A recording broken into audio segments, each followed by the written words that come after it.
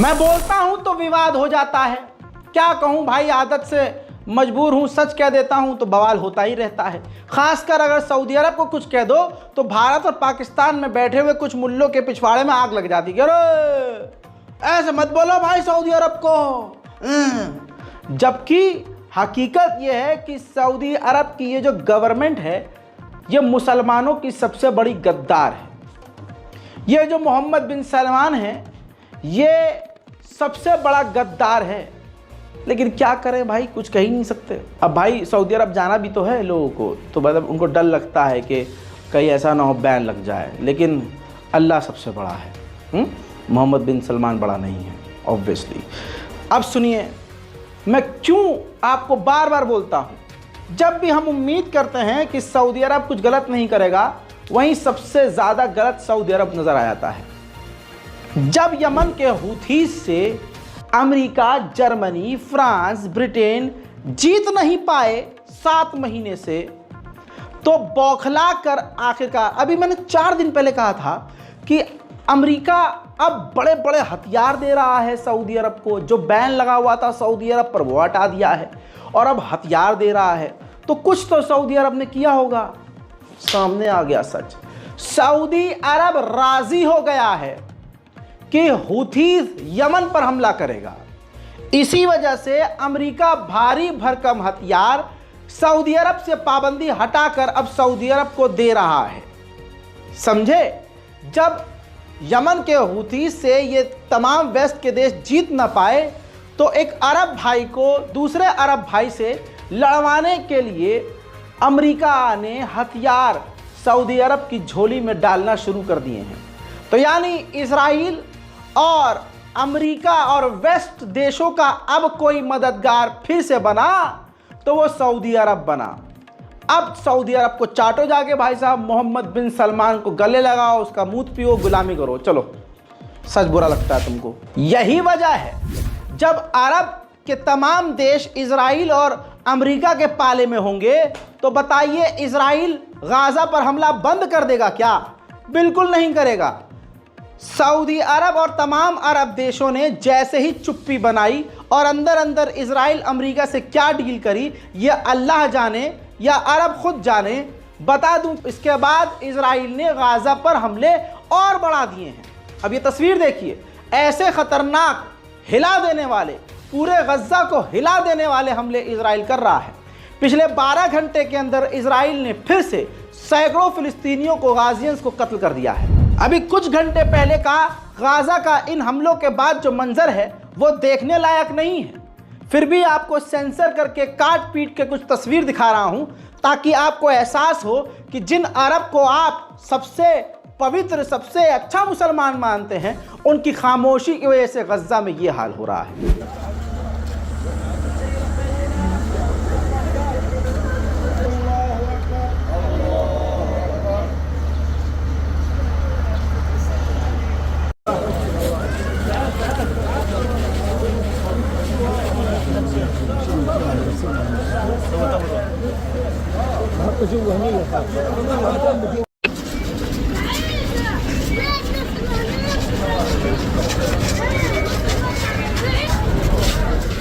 मैं आपको ये मैप दिखा रहा हूं।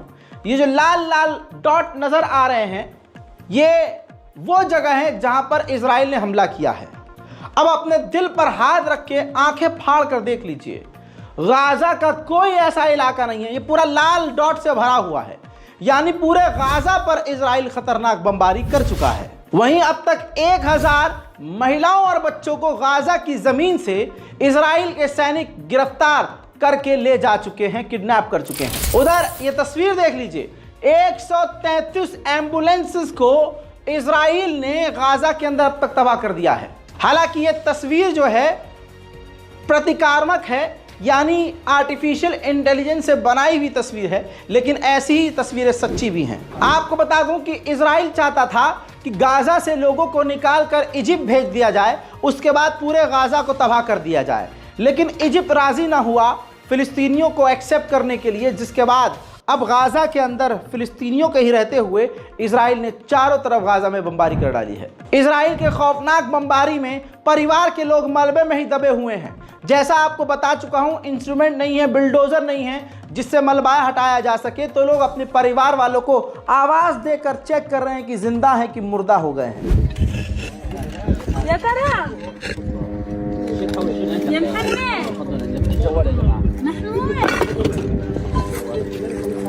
उधर फिलिस्तीन में एक व्यक्ति, ये तस्वीर देखिए, इस व्यक्ति ने बताया कि मुझे रेड के दौरान इजराइल के सैनिकों ने ह्यूमन शील्ड की तरह इस्तेमाल किया। मेरे दोस्तों, इजराइल ने कहा कि इजिप्ट और गाजा का बॉर्डर हम फिलिस्तीन अथॉरिटी को देने के लिए तैयार हैं, लेकिन वहां पर इजराइल की फौज भी रहेगी, फिलिस्तीन की अथॉरिटी तो रहेगी, लेकिन फिलिस्तीन की सेना नहीं होगी और साथ में फिलिस्तीन का झंडा वहां नहीं लगेगा। इस पर फिलिस्तीन अथॉरिटी ने साफ इनकार कर दिया कि हमारा फिर कोई मतलब नहीं है, हम वहां का काम नहीं संभालेंगे। गाजा के एक बच्चे ने हथियारों के, मिसाइलों के टुकड़े इकट्ठा करके सबूत दिखाया है कि अमेरिका की मिसाइलों ने गाजा को और हमारे अपनों को तबाह किया है। देखिए,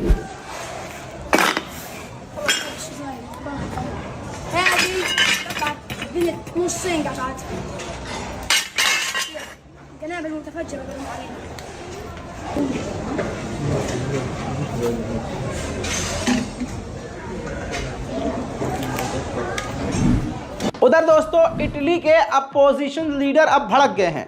उन्होंने अपनी सरकार से मांग की है कि अपनी जो एम्बेसी वहां पर मौजूद है उसको बंद कर दिया जाए, अपने लोगों को इजराइल से वापस बुला लिया जाए और जमकर इजराइल का विरोध किया जाए, क्योंकि इजराइल ने स्कूल के ऊपर हमला करके 100 लोगों को कत्ल कर दिया है। इजरायली आतंकी संगठन की जो कब्जा करने वाला संगठन है, जिसका काम ही कब्जा करना है, उसकी लीडर ने नेशनल टीवी, इजरायली टीवी पर बैठकर कहा है कि हमें पूरे गाजा पर कब्जा करना चाहिए और साथ ही फिलिस्तीन के वेस्ट बैंक पर भी। שלום דניאלה. שלום שלום, אתה עשית כזה פרומו, אז אני מקבלת טלפונים, אז למשל משה פלד מבית השיטה מבקש שאני אשמור לו מקום במועצת העיר עזה, ואנשים חוטפים את המגרשים. את לא התעייפת? जब खुल्लम खुल्ला कब्जा करने वाले लोगों को सपोर्ट किया जाएगा तो होगा क्या? इजराइल के सेटलर्स फिलिस्तीनियों के घरों पर हमला कर रहे हैं, उनकी ज़मीनों पर कब्जा कर रहे हैं। एक बार फिर से मंजर सामने आ चुका है।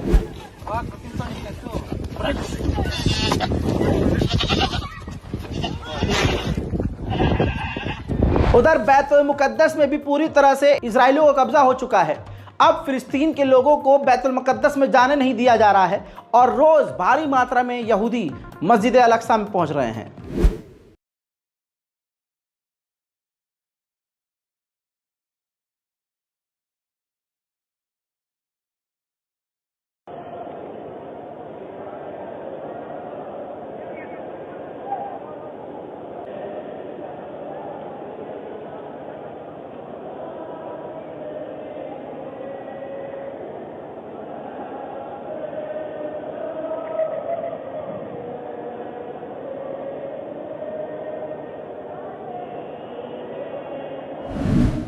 फिलिस्तीन के लिए जो स्पेशल अनवॉय यूएन में हैं, उन्होंने कहा कि जो कुछ देश इजराइल के कुछ सेटलर्स पर पाबंदी लगाने के ड्रामा कर रहे हैं, वो ठीक वैसा ही है जैसे एक बड़ी आग को 2-3 बूंद पानी डालकर बुझाने का ड्रामा करना। अब आप सोचिए, इजराइल ने 574 स्कूलों में से 477 स्कूल पर डायरेक्ट मिसाइल दागकर स्कूलों को 470 स्कूलों को बर्बाद कर दिया है। वहीं मेरे दोस्तों, इजराइल के आतंकी संगठन, कट्टरवादी संगठन फिलिस्तीन के खिलाफ इजराइल की गवर्नमेंट के समर्थन में फिलिस्तीन के खिलाफ जाते हुए सड़कों पर उतरकर अपने इजरायली झंडे को लहराते हुए बैतुल मुकद्दस को तोड़कर थर्ड टेंपल बनाने की अब मांग भी कर रहे हैं।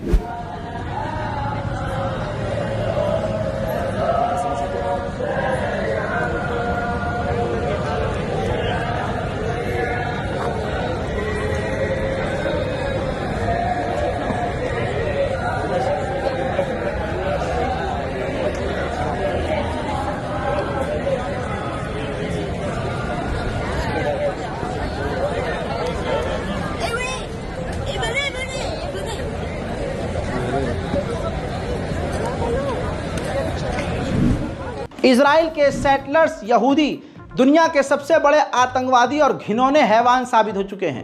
इजराइल का सेटलर ऑन कैमरा कह रहा है कि गाजा के बच्चों को मारना सही है। There is such a concept in Jewish laws as any population, and under very, very specific circumstances, according to various rabbinic opinions, it would be seemingly permissible to kill children.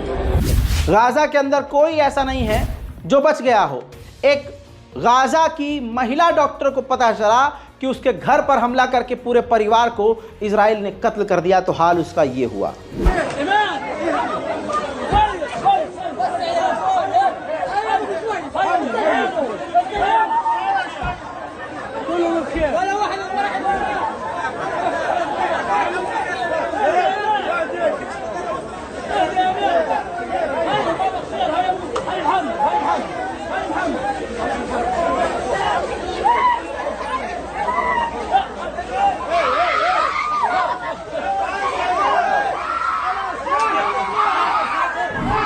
उधर Iraq की एक oil refinery में आग की खबर है। वजह नहीं है कि यह हमला था या कोई साजिश, लेकिन तस्वीर आपके सामने है।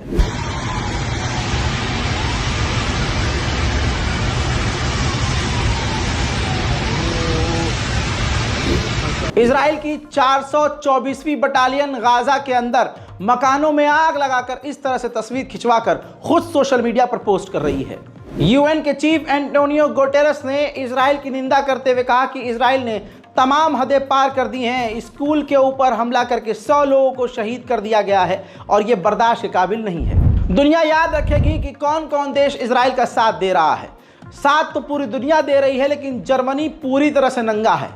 जर्मनी ने कहा है तमाम कत्लेआम को देखने के बाद कि इजराइल को अपने सेल्फ डिफेंस का अधिकार है। फिंच एक ऐसा अंतरराष्ट्रीय ऑर्गेनाइजेशन है जो तमाम देशों को रेटिंग देता है। इस फिंच ने इजराइल की रेटिंग को गिरा दिया है। मेरे दोस्तों, 7 अक्टूबर का मास्टरमाइंड मोहम्मद दाएफ, जो इजराइल की नाक में दम करने वाला वाहिद इकलौता शख्स था, उनके कत्ल के लिए मुखबिरी हमास के ही एक गद्दार ने की थी। इजराइल की रिपोर्ट में दावा किया गया है। मेरे दोस्तों, इस बारकोड का इस्तेमाल कीजिए ताकि गाजा और फिलिस्तीन के लिए हम कुछ मदद कर सकें। याद रखिएगा, कुछ ना कर सके तो गाजा और फिलिस्तीन के लिए दुआ ज़रूर कीजिएगा। हमारे अपडेट्स को देखने के लिए, तमाम मिडिल ईस्ट और यूरोप की जानकारी और गाजा और फिलिस्तीन के ताज़ा तरीन हाल को देखने और समझने और जानने के लिए हमारे चैनल रज़ाग्राफी को सब्सक्राइब ज़रूर करें। मैं हूँ रज़ा और आप देख रहे थे रज़ाग्राफी। जय हिंद।